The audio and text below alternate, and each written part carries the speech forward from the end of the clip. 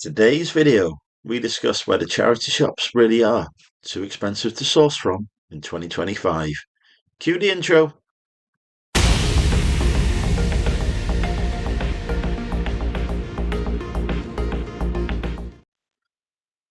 Hi folks, and welcome to the video. For those of you new here, my name is Andrew.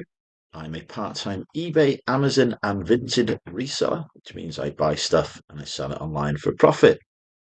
And in today's video, it's going to be a bit of a talking piece about whether charity shops really are impossible to source from because they're too expensive, as is the popular conception that seems to be spreading amongst the reselling community at the moment.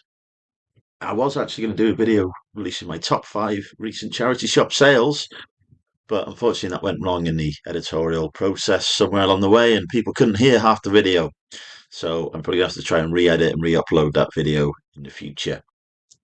But anyway, for today's video, I thought I would instead discuss the subject of, are charity shops too expensive to source from as a reseller? I mean, actually, are they too expensive in general if you're just looking to buy stuff for yourself as well? Because you don't necessarily have to use them just to buy stuff to sell for a profit. You could go and use them because you want some new clothes, you want some new books to read, some new DVDs to enjoy, whatever it may be. Um, I'm going to offer my perspective on it as somebody who gets over 80%, probably more like 90% of the stock that they buy to resell and sell on a daily basis from charity shops. In fact, I would say of all the items I've sold over the last week, 95% of those have come from charity shops. So you can probably already guess that I'm going to be in the camp of charity shops are still a fantastic place to source from. However, what I will say is that sourcing in charity shops now in 2025 is very different to how it used to be when I first started sourcing in charity shops. I've been reselling for a number of years, probably since about 2018, maybe even before. I've lost track. It's been so many years. Um, and charity shops have always been a key part of my sourcing strategy. I also source online occasionally. I source from retail stores. I source from car boots. I've sourced from wholesalers. Pretty much the full spectrum of sourcing opportunities that are out there. I've taken advantage of at some point during my reselling career, as it were. But here, even now, charity shops still my number one place to get stock from, without fail. For me personally, as a part timer who does most of his listing at the weekend, uh, most of his sourcing at the weekend, and does very little. Well, she does none during working hours, but there's very little in the evenings, other than ship orders and list stuff. I have to be really focused on how I make the best use of my time to get stock. Um, Car boot sales are a great way of getting stock, but around here they start at stupid o'clock in the morning. There isn't really any afternoon car boots, and what I don't want to do is get up at stupid o'clock, go to a car boot sale, and then spend the rest of the day pretty unproductive because I'm that exhausted from having got up early that I can't really do all of the other things I need to do for the business. So for me personally, car boot sales aren't great. Got to get there early to get the good stuff, I find. You can get there late and still get some stuff, but it's usually not the greatest quality because the competition's already picked through it. Wholesale is great, but you do have to spend ages finding the best deals. Um, so again, not necessarily always the best, particularly when it comes to I'd say it's a little bit easier when it comes to vintage clothing, or sorry, used clothing, I should say, as most wholesalers that people are familiar with are used clothing rather than vintage clothing wholesalers. Because there, if you find some good ones, you can just give them a sort of a list of what you're looking for and agree a price and get an order sent out to you. But when I'm certainly looking for stuff to sell on Amazon from wholesale, for example, it can involve a large number of hours going through wholesale catalogues just to find one or two products that in the end make me good money, but I've had to spend a lot of hours to do that in the first place. And retail stores, unless you're getting store specific deals, quite often the stuff you're getting is going to be on clearance nationwide, and it's usually a race to the bottom then to get your product sold, unless you outweigh everyone else and then charge your own price when they've all sold out, which is a strategy I do quite often use. Charity shops, though, have a great sort of opportunity, I think, for me, especially as a part timer, because pretty much every town, unless it's a very small town, um, has charity shops in them. They tend to be open at the weekends, which is when I'm looking to source. During the week, obviously, they're open during working hours. I can't really get to them unless I have a day off. But at the weekend, they're usually open throughout the day on Saturday, and there's quite a few that are open on Sunday as well. So for me, there's an availability of supply in terms of physical locations that I can go to, look through stuff, and pick it up. Um, the biggest thing that has changed, and it's changed since the pandemic, it's not changed as a result of YouTube videos or whatever other conspiracies are out there. I don't maybe slightly influenced in some cases by them, but the biggest thing that's changed since the pandemic is without a doubt the pricing of goods in charity shops. They have gone up massively. Uh, and they've gone up massively because the rental costs that charity shops are having to pay have increased massively. Business rates have gone up. Um, and contrary to popular belief, a lot of charity shops do actually pay business rates on the properties that they occupy. Sometimes it's a reduced rate, sometimes it's not. It depends entirely on the local authority that they're in. Um, so yeah, it's not universal that charity shops don't pay business rates. Energy costs have spiked massively. First since the pandemic, and then secondly since the war in Ukraine started. Um, Staff wages are going up. Because the sort of the minimum wage as it used to be, I think it's a national living wage or something like that now, has increased a lot. So all of these costs that charities have to face are rising quite substantially. Um, and that means that in reality, a charity has got to try and get the best amount of value, the best amount of money it can from the items that it receives in order to meet all those rising costs. And a lot of them are failing to do it. Um, we'll all be familiar with stores that are closing all over the UK. Charity shops that were there last week are not there the following week because they can't meet that storm of increasing costs that they're facing. Um, the stuff that's being donated to charity shops, I've heard anecdotally that the quality of the donations is not what it used to be. People who themselves are facing rising energy costs and such like are a lot more willing to try and sell items on platforms like eBay, Vinted, mostly eBay and Vinted, I think, to try and get a bit of money back from it before they donate stuff, um, because they need that money to meet to pay for their own energy bills. And if you're listing a quality item on Vinted that you would have previously donated, you're probably going to sell it and get some money for it. And a charity shop is going to miss out on that donation. So I think that some are definitely experiencing a slight drop in the quality of donations as well, which means that they haven't necessarily got the stuff that to sell that they would have, and they're having to rise the prices as a result on the good stuff that they do get because they don't know when it's going to come back in.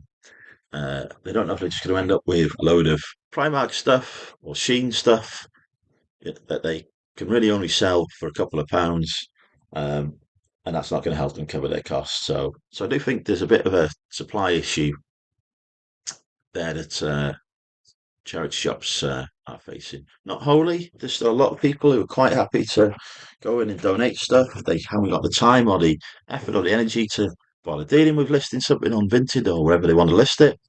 They'd rather just get rid of it, have a good clear out, and start afresh. So there's still definitely a supply out there, but it's perhaps a bit less than it was. Um, so again, that's just made the charities a bit more cautious about letting stuff go for cheap.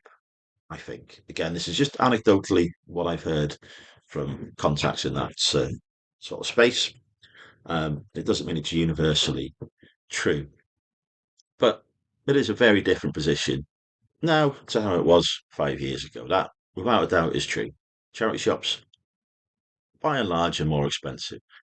Um, I still do go to Bernardo's donation centre. When I first started going there, clothing, no matter what it was a pound a piece. They got so much clothing coming in that in order to keep receiving those donations, uh, and, and clearing them and to handle the volume they were getting, they priced everything a pound because, no matter how much they sold in a day, there'd always be more coming in each day.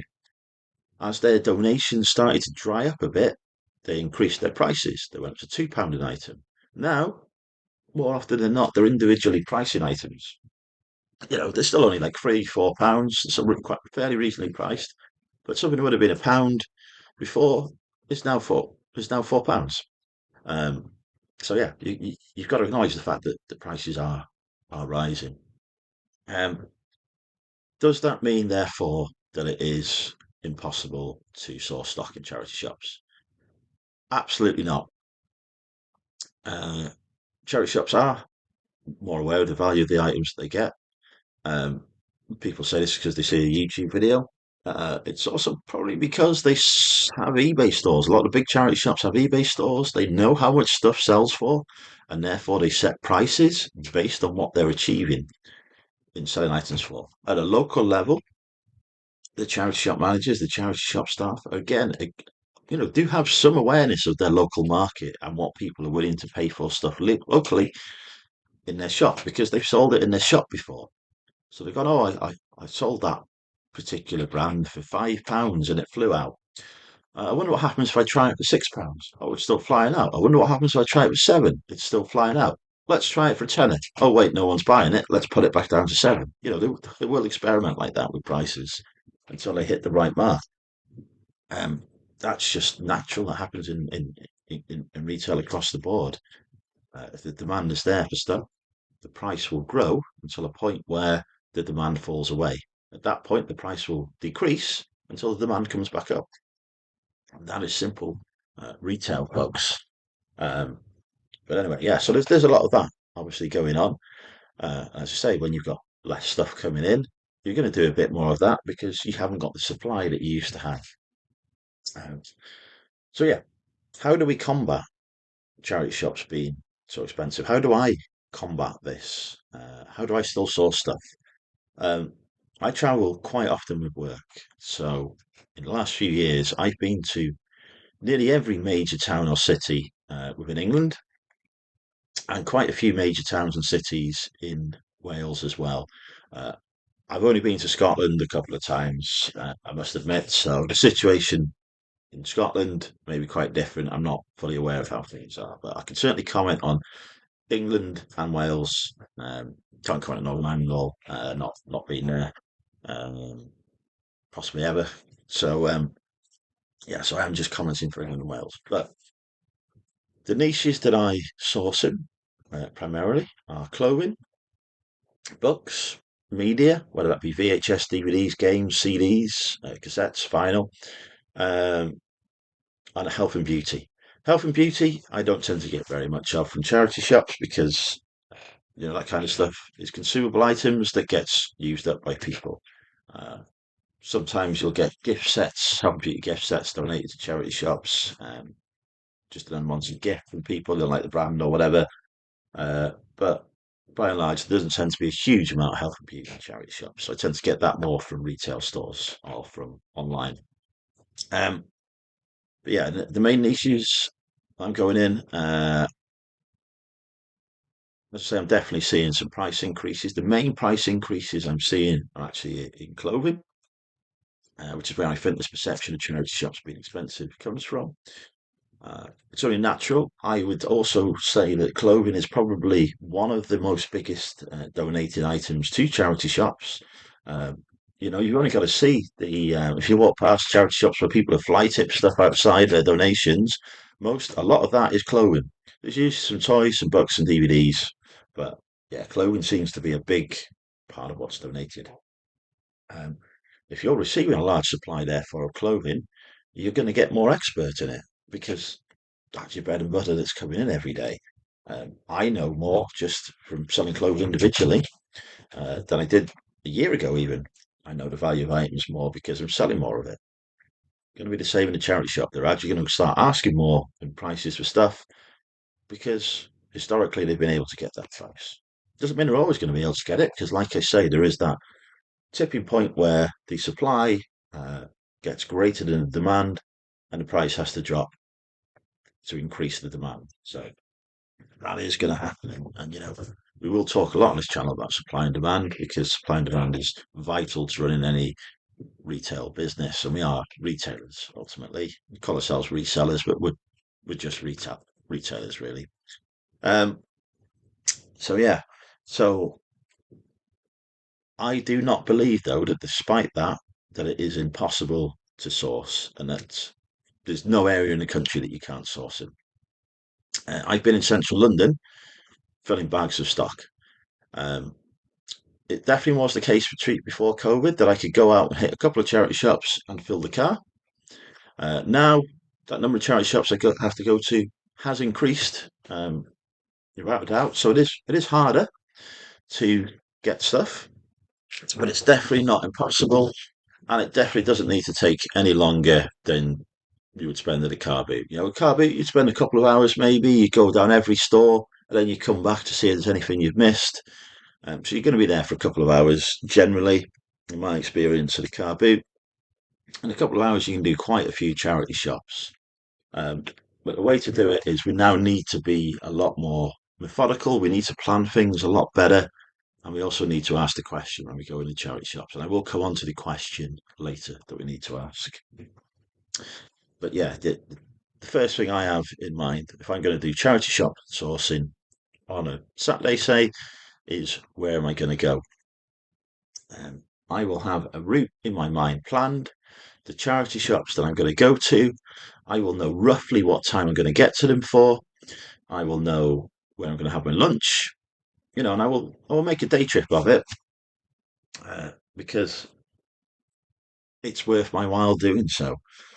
If I'm sourcing in the week, because I've got a day off or I've got a half day, it's usually just I have an afternoon or a morning off, then my sourcing trip will be much more condensed and it'll be a couple of hours. So it'll basically be the equivalent of a car boot trip. At the weekend, it'll be a bit longer because I will also hit some retail stores as well, wherever I'm going to pick up some retail arbitrage because I know there's stuff that I can get in the retail stores in whatever area that I've picked to go to. Um, I will also probably travel a bit further afield at the weekend as well because I've got a bit more time to travel. And traveling is really important as well when you're doing this. So yeah. So if you're going to do charity shop sourcing, you need to know where to go. How do you pick an area?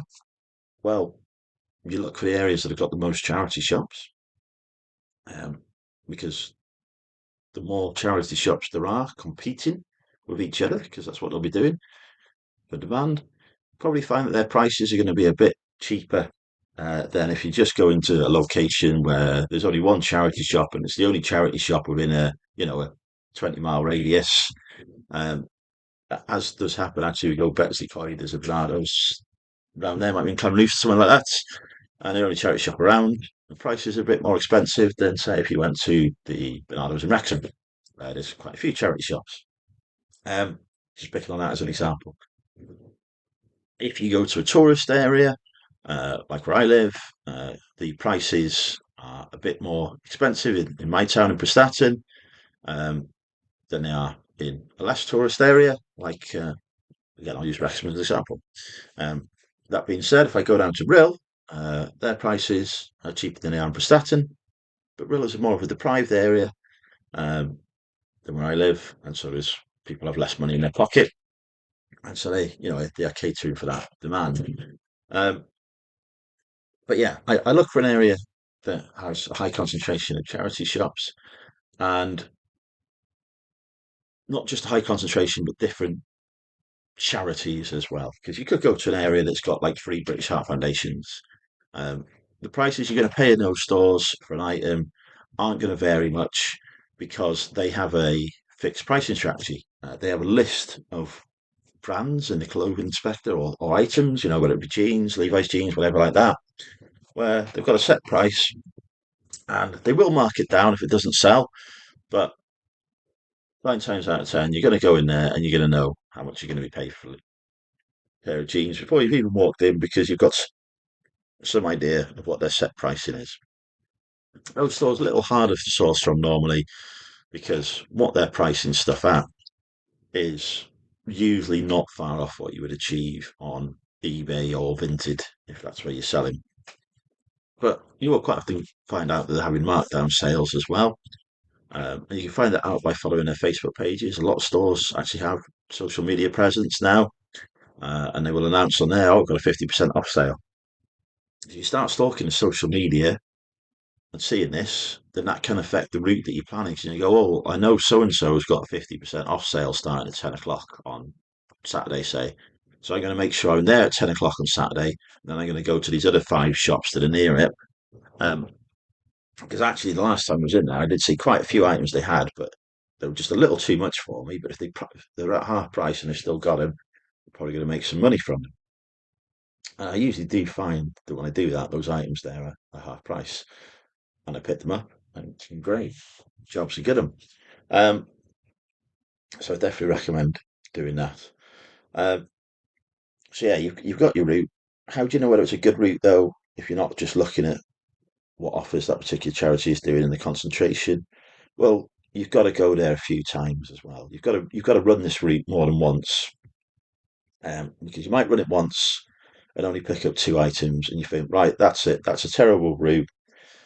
No point going there again. I only got two items. Then you might go there a couple of weeks later, and actually they've had some really good donations in that couple of weeks, and you come back with 40 or 50 items. And then you might go back 2 weeks later and only get two items. And then you've got to look at the average and think, well, actually, across those 3 weeks, it was really good 1 week, really poor 2 weeks. I might not go there as often in the future because actually I've done another route where every time I've done it, I've picked up some really good items. So you've got to refine it. You've got to put some effort in now to finding where the best places to go are. And you've also got to be open to trying new areas. And you've got to travel. If I just stuck with the charity shops in my town, I would definitely get some stuff to resell, um, but it might only be 10, 15 items a week, um, at most. And I would probably have to increase my trips there quite often. Like I'd have to go down lunch breaks and such like to get there. But I know there are places where if I jumped in the car for 30, 40 minutes, um, I am going to get those 20 or 30 items. Just because I've travelled outside of my area, I know where I'm going to, I know what they've got or are likely to have there, and so I am going to keep hitting that spot. There are places I would go to that are an hour's travelling away, um, because I know that I'm likely to get stuff from there because I've, repeatedly done it. I've made a note, a mental note, went there, it was really good. Go back there, it was really good again. Gone back there, it was really good again. I'm going to keep going there as a result. But I'm also going to keep trying new areas too because the competition might suddenly start turning up to that area. There might be a reseller who lives in that town, that suddenly just starts going there every day and picking up all that stock. So you have got to keep on adapting. Um, you might be sat there saying, "Oh, my charity shop's too expensive in my area, and they're overpriced, and I can't get anything." And yeah, absolutely, I do acknowledge that does happen. Like I say, I've been sourcing a lot of places. There are some towns that I just won't bother going to ever again, um, because the demand for items in those charity shops is high enough that they can charge a high enough price that puts the items out of reach for me to resell on. And that's fine. But in that case, travel somewhere else. Don't sit at home saying the charity shops are no good based on just having gone within half an hour of your house. If you've got to travel an hour, if you've got to travel 2 hours, but doing so gets you 50, 60, 100 items, then go do it. Um, but don't just sit there and say charity shop's terrible because you can't get anything, but actually you haven't put the effort in to get anything in the first place. You just based it on going to a few charity shops in your town because your town might just be terrible for charity shop pricing. But a town 30 mile away might be really good. You don't know that unless you go there. You've got to go to as many places as possible to explore. It's like Carving Chris doing at the minute in his videos where he's going around various different towns, seeing what's good, what's not. You've got to put that legwork in to be able to figure it out. He went to Mold, he found it really good, he wants to go back. Perfect example. Don't go to Mold, by the way, folks. Terrible. Don't go there. Go elsewhere. Um,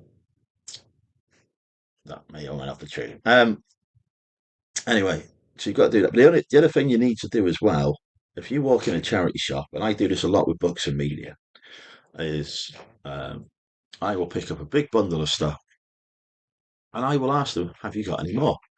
So, look, say I've picked up. Uh, we'll just give a random example here based on what's on my shelves. I'm not saying there's money in these, but say I picked up a load of Star Trek books. First question I will ask is, "I'm really interested in Star Trek books. Have you got any more?" In the same way that if you walked into Tesco's and you wanted to buy, say, 6 pints of milk, and they only had 2 pints out, you would go straight away and ask them, "Have you got any more?" You would ask them, "Have you got any more milk?" You're not being aggressive or anything like that, or trying to, you know, whatever it is people worry about by asking the question, "Have you got any more?" You just ask a reasonable question like, I'm buying a load of stuff from you. I'd like to buy more if you've got it. Um, People seem to be really hesitant doing that, and I have no clue why. Because all they go say, "Sorry, no, we haven't." Or, "Yeah, we have actually. We've just had a donation of this. Did you want to have a look?" Ain't nobody losing there because the charity shop is going to get rid of all their stuff because you're going to buy it, and you are now filling your car.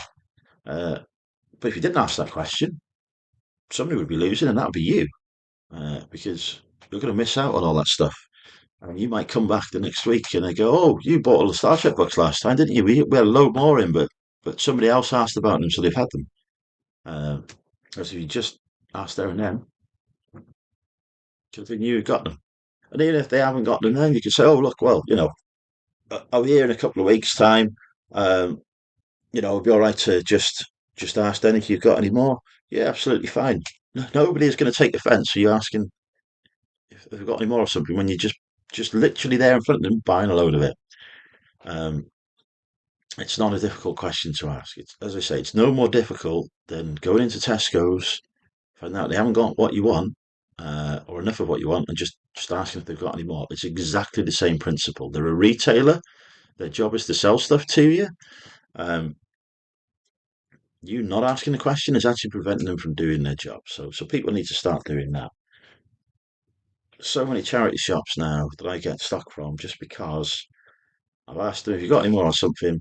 No, we haven't. But they've seen me come in again, and they've gone, "Oh, you were asking about X, Y, and Z." They've remembered we've just had a donation in. Did you want to have a quick look? And then you might look at it and you go, "It's terrible. It's not the right stuff." Just say, "Thank you very much. It's not for me on this time. Um, it's stuff I've already got. I don't need any more of. But do keep in mind in the future if you've got any more because." I may be able to buy it, but on this occasion, it's a no, no for me. And you're not going to take offence to that at all, but people think they are. So you need to do that. So yeah, what are the key takeaways from this video with me half an hour talking? Um, Charity shops can be great for sourcing from, but you've got to figure out where the best spots for sourcing from are. And you've got to do that by putting your boots on the ground and getting out there, trying different places, being prepared to travel a distance, working out what charity shops prices are in particular areas, seeing what kind of stock they get donated, because quite often you'll see a common theme in the stock that gets donated in areas. There are parts of the country where there's quite a lot of John Smedley, for example, because John Smedley is made nearby. They've got an outlet store nearby, and so that's the kind of stuff that gets donated. Um, there are other parts of the country where it's going to be nothing but Primark, because actually the only retail store in that town, this is a bit of an extreme example actually, but the only retail store in that town is Primark. So therefore, there's a lot more Primark because that's what people are buying a lot more of, and therefore they're donating it. You see what I mean there? You've got to look to see as well the bigger picture. What items are likely to be donated here by the likelihood of actually what shops are in the area selling stuff in the first place. Um, so I probably should have mentioned that earlier. That's another thing I do think about as well. Um, and you've got to be prepared, as I say, to ask the question. Just have you got any more? Just dead polite. Buy a load of this. Have you got any more? You don't need to go in there and say, "Oh, I'm the greatest reseller ever. I want to resell all your stock and make a fortune from it." Wrong approach. But if you're just there with a pile of things and you ask, "I'd like to buy some more. If you've got any more," ain't nobody taking offence to that question. Worst that I would say is, "No, sorry, we haven't got any more." But that's fine. Go back there another time, see if they got more then. They're just saying that they haven't got any more because they haven't got any more. That's as simple as that. Um, so yeah, it is possible to make money from charity shops in 2025. I will release some video content in the future showing some great buys that I bought in charity shops just by either walking in, picking something off the hook, or walking in, picking something off the hook, and then asking if they've got any more of that particular item and getting it. Um, Is it harder than it used to be? Yes. Are charity shops more expensive than they used to be? Yes. But we've discussed the reasons why that is. Thank you so much for viewing this video. If you've made it this far, comment lion down below. And I mean lion as in the animal, not lion. So yeah, comment lion down below, and I'll see you next video. Bye for now.